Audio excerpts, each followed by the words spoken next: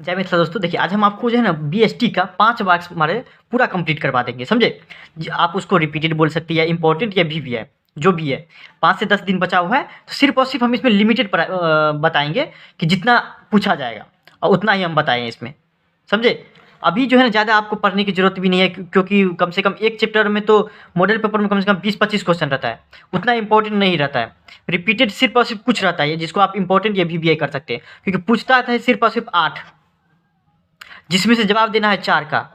तो सिर्फ और सिर्फ इतना आप रट लीजिएगा तो आपको हो जाएगा। सिर्फ 8 में 8 प्रश्न रहेगा, उसमें से 4 का जवाब देना पड़ता है। तो आप सिर्फ और सिर्फ जो बताए हुए 15 से 20 लिए हैं, सिर्फ पूरे किताब में से सिर्फ और सिर्फ 15 से 20 लिए हुए हैं, समझे? तो आप अभी ज़्यादा सोचिए नहीं और इसको कंप्लीट कर लीजिए कम से कम। जो पढ़े हुए हैं वो तो बहुत अच्छा है, लेकिन जितना हम बताए हैं उसको टिक करके आप रट लीजिए इसको, समझे? जैसे पहला देख लीजिए क्या है। क्वेश्चन पे आता है हिंदी इंग्लिश, इसमें जो है दोनों में दिए हुए हैं, हिंदी में भी दिए हैं इंग्लिश में भी दिए हैं, देख लीजिए आपको, क्योंकि 90% तो हिंदी मीडियम से ही रहता है। पहला क्वेश्चन है जिसमें state the characteristic of management, प्रबंधन की विशेषता पर चर्चा करिए। मॉडल पेपर में मिल जाएगा इसका आंसर, या आपको टीचर भी लिखाए होंगे, या आपको बुक में भी मिल जाएगा इसका आंसर, 100% मिल जाएगा। आप टिक आउट कर सकते हैं, स्क्रीनशॉट ले सकते हैं।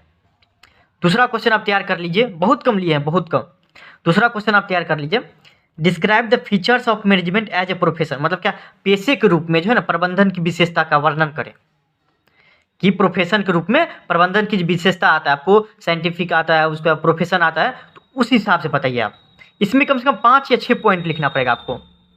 अगर पॉइंट को डिस्क्राइब नहीं कर पाइएगा, लिख नहीं पाइएगा, तो कम से कम 5 या 6 पॉइंट है, इसको याद कर लीजिएगा। इसमें पूछते रहता है बहुत, कम से कम 5 से 6 पॉइंट याद कर लीजिएगा, क्योंकि 5 मार्क्स में रहता है, तो कम से कम 5 पॉइंट लिखना पड़ेगा आपको।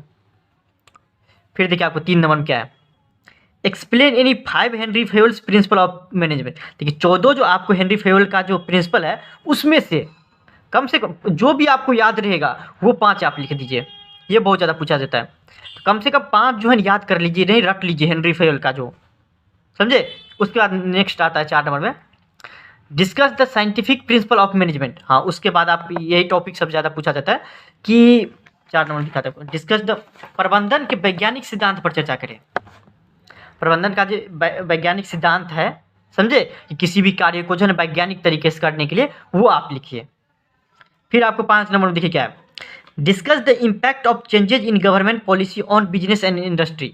इसका मतलब क्या हुआ, व्यापार और उद्योग पर सरकार के जो नीति जो बना था 1992 में, उससे क्या चेंजेज आया, क्या प्रभाव पड़ा, किस पे, बिजनेस पर या इंडस्ट्री पे।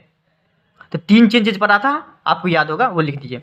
3 नहीं, इसमें 5 पॉइंट दिया हुआ है, 5 पॉइंट कम से कम लिखिएगा, जिसमें लिबरलाइजेशन का सब हुआ था, लेकिन इसका पॉइंट अलग अलग है कि क्या हो गया था, कि चेंजेस होने से बहुत सारा जो है ना इफेक्ट हो गया था, बहुत सारा लघु उद्योग सब जो है बंद हो गया था, छोटा छोटा बिजनेस सब बंद हो गया था। तो वही 5 पॉइंट लिखना है इसमें 5 नंबर में।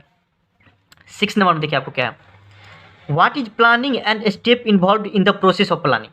आखिर प्लानिंग क्या है और प्लानिंग करने में क्या क्या प्रोसेस लगता है, समझे? योजना करने में क्या क्या प्रक्रिया है या चरण है, वो बताएं। 7 नंबर में फिर देखिए आपको, difference between formal and informal organisation. देखिए औपचारिक और अनौपचारिक संगठन जो है उसमें अंतर क्या है, कम से कम 5 पॉइंट इसमें भी अंतर इस तरीके से लिखा देता है, और कम से कम 5 पॉइंट इसमें लिख दीजिएगा तो हो जाएगा आपको डिफरेंस। फिर 8 नंबर में देखिए आपको, explain the steps involve in the selection process. इसका मतलब क्या हुआ, चयन प्रक्रिया में शामिल चरण को लिखे। देखिए आपको, आप जो सिलेक्शन करने लगते हैं किसी भी चीज़ का, तो उसमें क्या क्या प्रोसेस लगता है उस पर आप चर्चा कीजिए। इसका आंसर आपको मॉडल पेपर में मिल जाएगा 8 का। 9 नंबर देखिए आपको, state features characteristic and nature of control. मतलब क्या हुआ, नियंत्रण की प्रकृति और विशेषता बताइए, समझे? फिर देखिए आपको 10 नंबर में क्या, state the factor affecting capital structure. 10 number में state the factor affecting capital structure. Capital structure मतलब क्या होता है, पूंजी संरचना को प्रभावित करने वाली कारक का उल्लेख कीजिए, मतलब बताइए क्या क्या कारक है, समझे? फिर देखिए आपको, define financial management and discuss it's objective. इसका मतलब क्या हुआ कि वित्तीय प्रबंधन को परिभाषित कीजिए और इसके उद्देश्यों की चर्चा करें। पहले तो इसका परिभाषा लिखिएगा, उसके बाद इसका पॉइंट कम से कम 4 पॉइंट लिख दीजिएगा, इसमें तो हो जाएगा 11 नंबर में। 12 नंबर देखिए आप क्या है, what do you mean by stock market. Stock market से आप क्या समझते हैं और इसका उद्देश्य क्या है, सेबी का उद्देश्य क्या है वो बताइए। इस दोनों को हम एक मर्ज कर दिए हैं। 2 मार्क्स में होगा तो यही पूछ सकता है, 2 मार्क्स में अगर पूछने का रहेगा तो पूछ सकता है परिभाषा है इसका, स्टॉक मार्केट का परिभाषा क्या है, और आप कम से कम 2 पॉइंट सेबी के बारे में लिखिए।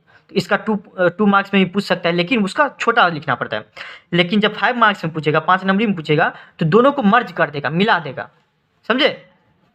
फिर देखिए आपको 13 नंबर में क्या है, what are the main function of financial market. भाई वित्तीय बाजार का मुख्य कार्य क्या है। कार्य तो बहुत सारा, लेकिन मुख्य कार्य क्या है वित्तीय बाजार का, फाइनेंशियल मार्केट का, वो लिखिए 13 में।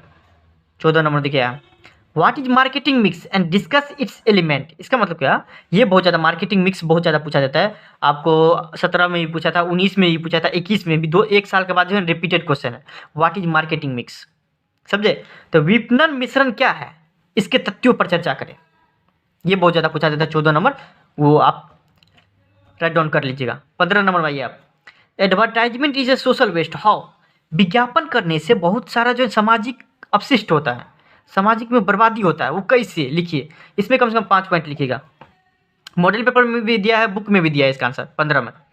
16 नंबर भाई, ये कंज्यूमर प्रोटेक्शन का सबसे टॉप ये क्वेश्चन है कि what is meant by 3 tier factor as per consumer act protection act. इसका मतलब क्या हुआ है कि उपभोक्ता संरक्षण अधिनियम के अनुसार, किसके अनुसार, उपभोक्ता संरक्षण अधिनियम के अनुसार त्रिस्तरीय कारक से क्या अभिप्राय है, 3 टियर जो रहता है उससे क्या लेना देना है उपभोक्ता संरक्षण अधिनियम को के अनुसार, बताइए आपको कि त्रिस्तरीय कारक क्या है, किसके अकॉर्डिंग, उपभोक्ता संरक्षण अधिनियम के। फिर देखिए आपको 16 नंबर हो गया। 17 में देख लीजिए आप, डिस्कस 2 कैरेक्टरिस्टिक ऑफ एंटरप्रेन्योरशिप। मतलब क्या हुआ, उद्यमिता के 2 विशेषता पर चर्चा करें। इसका 2 विशेषता आपको मॉडल पेपर में लंबा लंबा करके दिया है, कम से कम 2 विशेषता आप याद कर लीजिएगा तो हो जाएगा इसमें 5 मार्क्स में, क्योंकि बहुत ज़्यादा लंबा करके दिया गया है।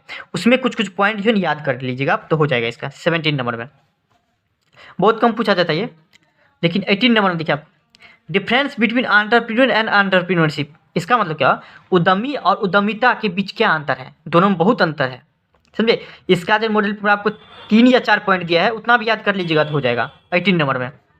फिर आता है 19 नंबर में, why is entrepreneur considered as pivot of economic growth. इसका मतलब क्या हुआ है कि उद्यमी को आर्थिक विकास की धुरी क्यों माना जाता है। इसका भी आंसर दिया गया है, इसका आंसर आपको डिटेल में दिया गया है, आपको पॉइंट में नहीं दिया गया है। आप चाहिएगा तो इसको पॉइंट में लिख लीजिएगा तो बहुत अच्छा है, नहीं तो आप वैसे भी याद कर सकते हैं। इसका आंसर आपको पॉइंट में नहीं दिया हुआ है। फिर देखिए आपको 2020 में पूछा गया था 19 नंबर का। 20 नंबर देखिए आपको, state 2 reason for the need of entrepreneurship development programme. अंतिम है, देखिए उद्यमिता विकास कार्यक्रम की आवश्यकता के 2 कारण लिखिए, कम से कम 2 कारण लिखिए। इसका आप इतना कर लीजिएगा 100% आप हो जाएगा, क्योंकि देखिए आपको 8 पूछा देता है जिसमें 4 का ही जवाब देना पड़ता है। अब मान लीजिए इसमें से 5 भी आ गया, क्योंकि रिपीटेड क्वेश्चन है या इंपॉर्टेंट बोल लीजिए भी है, तो वो 100% पूछेगा। तो आप कम से कम इतना जो याद कर लीजिएगा, रट लीजिएगा, टिक लगा लीजिएगा, तो आपको सोचना नहीं पड़ेगा कि इसका आंसर क्या होगा क्या नहीं, एग्जैक्ट जाके लिख दीजिएगा। एग्जैक्ट लिखिएगा तो 5 मार्क्स दे देगा। और दूसरा मान लीजिए थोड़ा भूल भी गए, इधर उधर से याद करना पड़ता है तो चलने वाला है, लेकिन इस सब का एग्जैक्ट जो याद कर लीजिएगा तो 5 मार्क्स मिल जाएगा आपको। 100% श्योरिटी हम देते हैं इसका, समझे। इसका गारंटी हम देते हैं कि 100% आपको मिल जाएगा 5 में 5। सिर्फ और सिर्फ इतना टिक आउट कर लीजिए, उसको रट लीजिए। Thank you so much.